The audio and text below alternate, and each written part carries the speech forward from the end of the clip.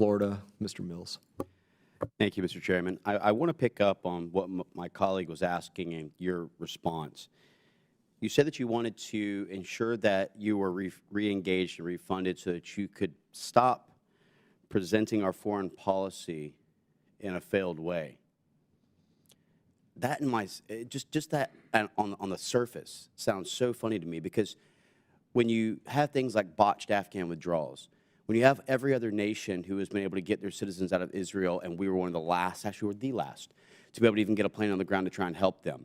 When you look at unfreezing $6 billion that helped to, even if they want to claim that it was being held by a mediator, it was still fungible income that could be moved from bucket to bucket, that allows not just, and again, I agree with one of the key things, China, Russia, Iran, and North Korea, that geopolitical alignment in itself is focused primarily on the West, and their overarching goal is to stop developing nations from being able to trust that we'll actually be there when the time is needed.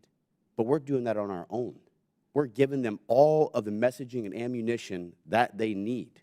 And the only way we're going to counter that is by actually getting good foreign policy and getting a president in the Oval Office who understands that our foreign and domestic policies are intrinsically linked in an effort to try and go ahead and stop the expansion of the Belt and Road Initiative, which its entire intent is the Eurasian expansion, the domination of Africa, and to cut off Western Hemisphere supply chain from the Horn of Africa, Mediterranean, Red Sea, Black Sea, Persian Gulf to control those elements, utilize the WHO and the WEF and OPEC to attack the petrodollar and the U.S. dollar as the global currency, while simultaneously utilizing their propaganda and misinformation campaigns in our own hemisphere to go after economic coercion in Panama and Honduras to control the canal, to utilize their marriage of convenience with Russia for the Chavists of Venezuela or Pedro in Colombia, or now as they look into Argentina with what my colleague Maria Salazar has pointed out, a 400 football link satellite that many of the Argentinians don't even know about,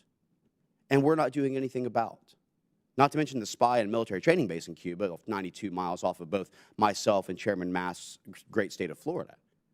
So tell me, how is your department going to prevent the President and others from making these failed foreign policy decisions?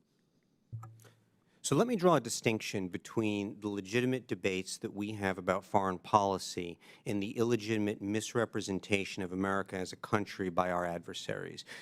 Adversaries that seek to paint us as the villain in every situation, that seek to entirely misrepresent everything we stand for and everything they're doing. So, for example, on the Belt and Road Initiative, which the PRC presents as an economic boon to the partners, Global Engagement Center has supported work that shows definitively that the projects that they are funding are not what they're cracked up to be. We've translated that work into local languages.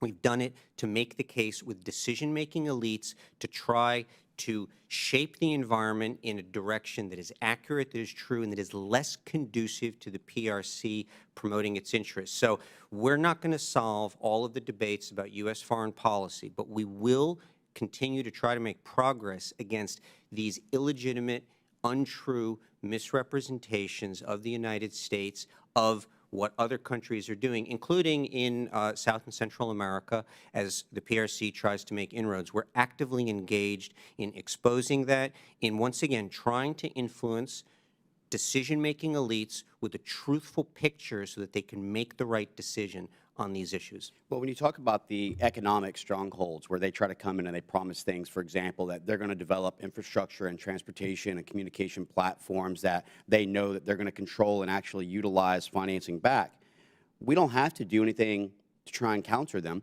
because usually they fail to complete their packages to begin with, or it's of poor quality.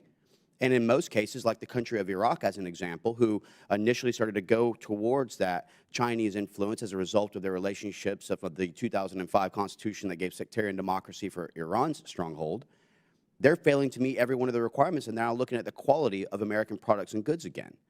So, again, I'm just trying to kind of talk about one of my colleagues' comments. How does giving more funding to your organization truly in any way help us?